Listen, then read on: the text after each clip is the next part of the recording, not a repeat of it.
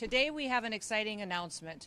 As you know, the TSA is tasked with keeping people safe while they travel on our airlines, and they go through our airport security systems and do a phenomenal job year-round, day after day.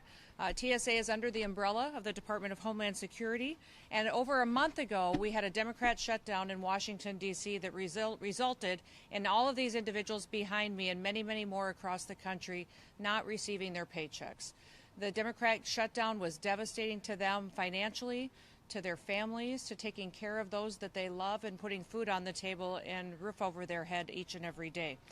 It negatively impacted the lives of millions of Americans, including the hardworking employees at the Transportation Security Administration. So today, we get the opportunity to do something different. Now that the government is open and operating, these individuals behind us, they continue to serve regardless of their situation and to keep people safe even when they weren't getting paid and the government was shut down.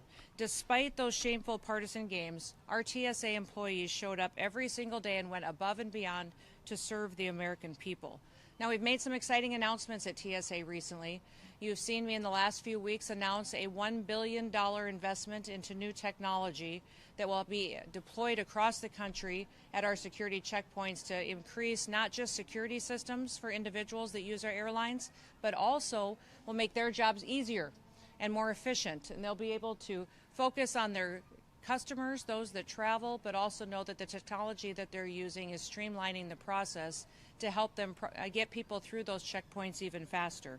We also have announced that we are implementing Real ID, and they've been doing phenomenal work making sure that people who travel have the right information, that they have the correct ID, and so far we have 94% compliance with Real ID across our airport systems. Real ID was passed in law over 20 years ago, and no administration had implemented and put it in place, and it's incredibly important that we know that people are traveling on our airlines should be there, that they pass security checkpoints, that we know who they are, and that they're using an ID that is verifiable and that it is compliant with the law. So that implementation has been put in place. We're grateful to see people across the country and around the world using Real IDs, but we're also making sure that it's facilitated and that people understand that we will be following the law. And now these individuals behind me, I want to talk a little bit about them, because they're all being recognized for exemplary service during difficult times, but also on every single day when they show up for their jobs. I'm so proud of them, and I'm proud of everyone in leadership who inspired them to continue to do their jobs and to do them well. Because of that hard work, I'm here to present each of them that are behind me, and many, many more will also receive the $10,000 bonus checks for doing their jobs and doing it as an example to their fellow employees and colleagues. Some of them will use the dollars to pay off mortgages. Some of them will use it to pay off debts. Many of them maybe will buy an extra Christmas present for a loved one in their life. But they probably will use them for their priorities to make sure they're taking care of their families and their friends.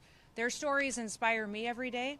That's why we have these press conferences, is so that the American people can truly understand the people that serve at TSA